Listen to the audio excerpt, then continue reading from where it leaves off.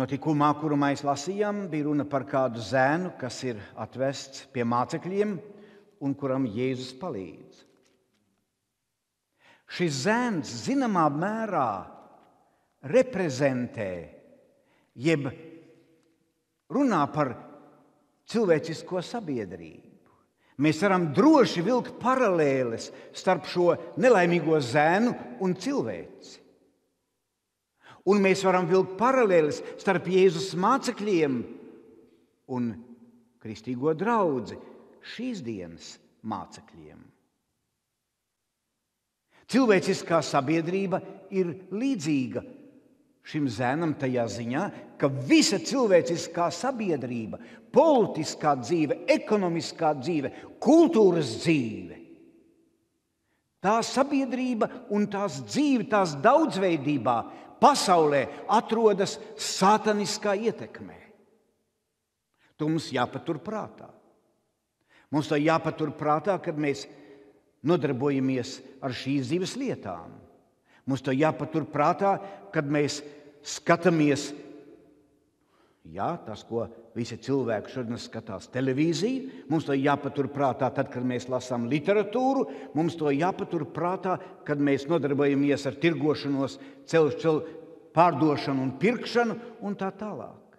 Demoniskie spēki ir caurstrāvojuši absolūti visu. Tas nedrīkst mūs izbiedēt, bet mums tas jāpatur prātā, ar ko mums ir darīšana.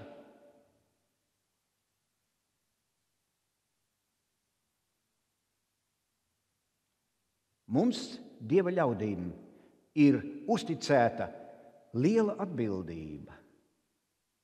Nest atbrīvošanas vēsti, vēl vairāk atbrīvošanu cilvēkiem Jēzus vārdā. Marka evaņģēlija pašās beigās, evaņģēlijā, kurā mēs lasījām par šo jauno cilvēku, Jēzus saka, šīs zīmes ticīgiem ies līdz, manā vārdā tie ļaunus garus izzīs. Jaunām mēlēm runās, ar rokām pacels šķūskas, un kad tie dzers nāvīgas zāles, tad tās tiem nekaitēs. Neveseliem viņi rokas uzliks, un tie kļūs veseli. Te ir runa par daudzām lietām, kur Dieva ļaudīm ir vara pār šo tumsas pasauli.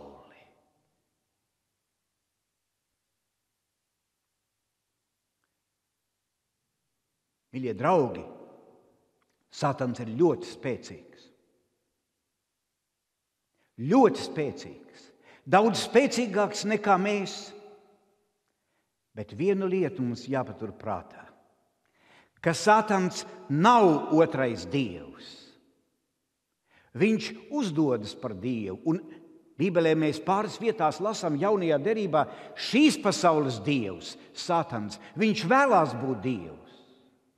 Viņš uzrunāja cilvēkus īsi pēc radīšanas un pievīla viņus un atņēma viņiem to varu un to spēku, ko Dievs viņiem bija devis.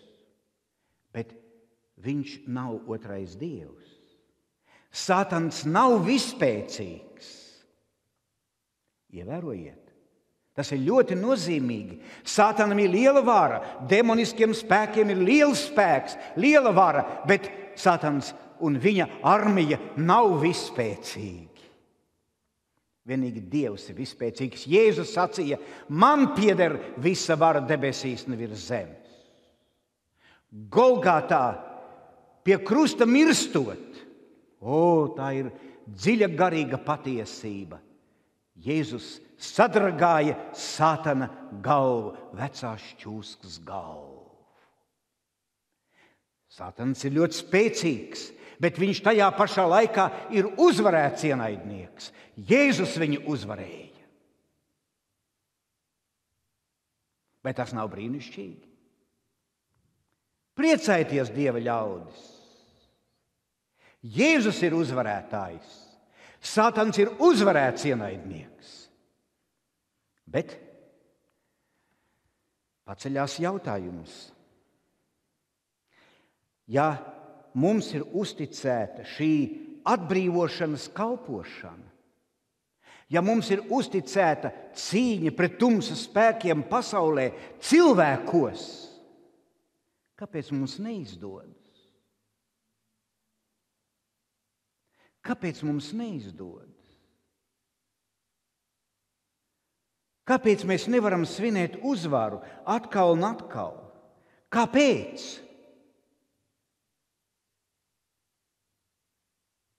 Mēs varam sacīt, mūsu garīgais stāvoklis. Kādreiz mēs varējām, tagad nevarējām. Nevaram. Mācekļi kādreiz varēja, bet tagad viņi nevar.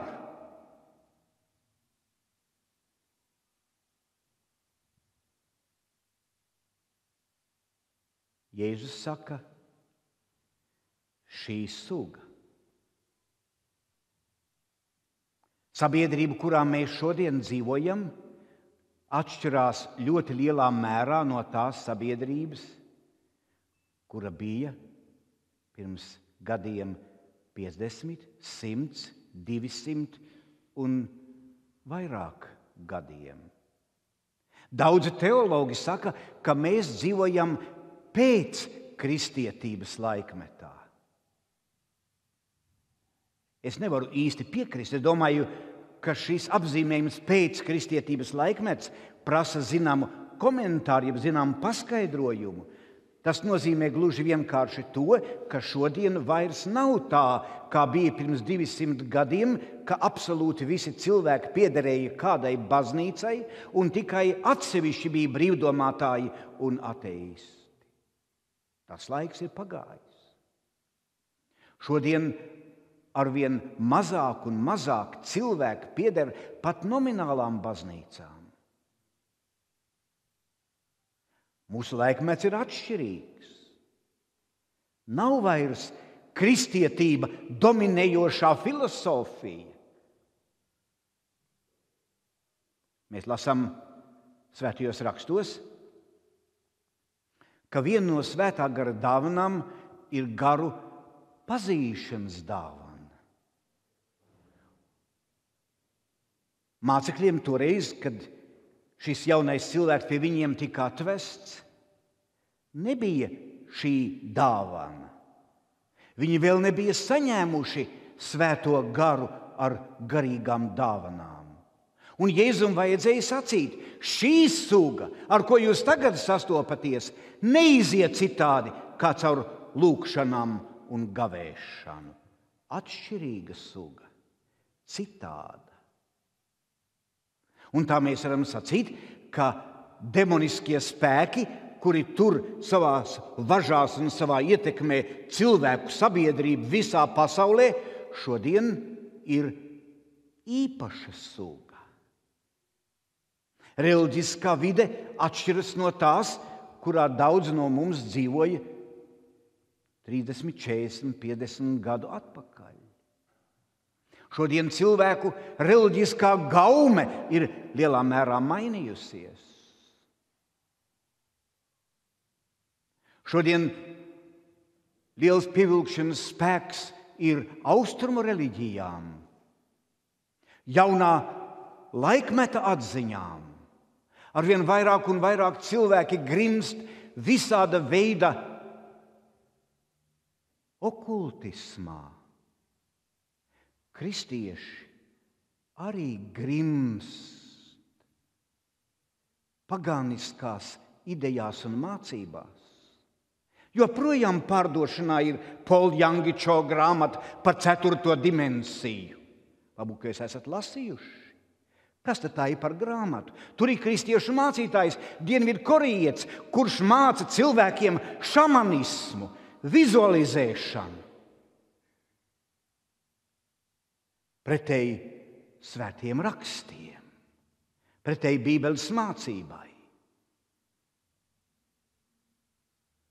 Un ne tikai ir mainījusies reliģiskā gaume, arī ateistiskā vide šodien ir, gribot vai negribot, pārņēmusi cilvēku prātus. Cilvēkiem nav vairs bībelīgais pasaules uzskats. Tajā vietā, kur mēs atzītu vispēcīgu radītāju, mums top teikts, un bērniem jau no 1. klases top mācīts, ka viss ir attīstījies no nepilnīgā pretim pilnīgam, pretim kaut kam labākam. Kaut gan mēs dzīvē redzam, ka nekāda pilnveidošanās pati no sevis nenotiek. Ūdens netek pret kalnu. Deģenerācija tā notiek pati no sevis, bet nevis progress.